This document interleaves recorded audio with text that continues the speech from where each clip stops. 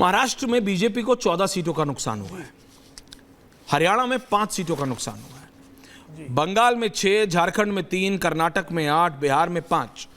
जो दो सबसे क्लोज इलेक्शंस हैं हरियाणा और महाराष्ट्र, वहां एक में 14 और एक में 5 सीटों का नुकसान हुआ है। और इसीलिए इंडिया अलायंस इतना कॉन्फिडेंट है। इसीलिए अनुराग भदौरिया आजकल ना काला खट्टा गोला का वीडियो बना रहे हैं और ना किसी और चीज का, क्योंकि अब दे हैव स्मेल्ड, उनको लग रहा है अभी मौका है, लोहा गर्म है, मार दो हथौड़ा। प्रेम शुक्ला जी।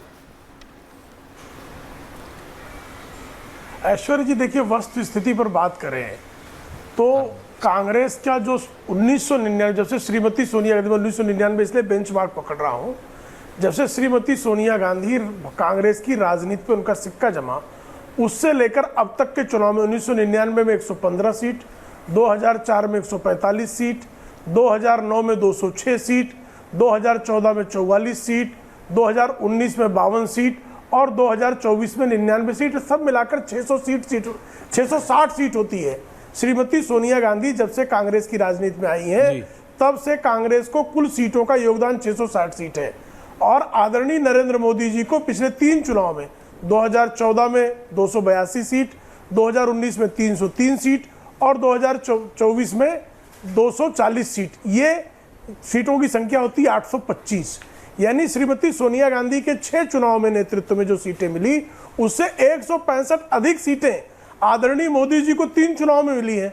इसके बाद भी अगर मल्लिकार्जुन खड़गे ये कहते हैं कि भारतीय जनता पार्टी के मोदी जी को सत्ता में बैठने का अधिकार नहीं है, इसका मतलब है कि इन्होंने 2004 और 2009 में इनको कोई अधिकार नहीं था, सत्ता में अनायास बैठ गए थे।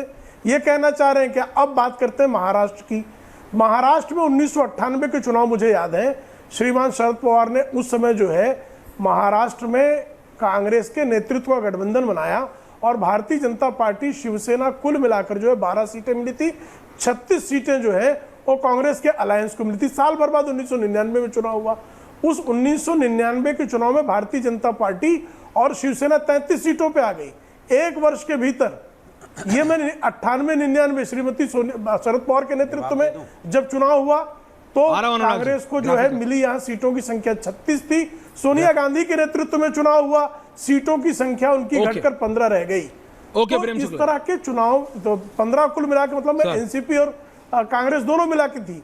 तो ये स्थितियां होती है, तो 3-4 महीनों का समय बहुत होता है। और आप महाराष्ट्र की आज की वर्तमान स्थिति जान लीजिए, कांग्रेस प्लस अलायंस को 2,03,000 कुल मिला के 2,03,000 अधिक वोट भारतीय जनता पार्टी के अलायंस से अधिक मिले हैं। अब 288 सीटों से अगर आप 2,03,000 वोट को विभाजित कर दें तो 500-600 वोट बड़ी मुश्किल से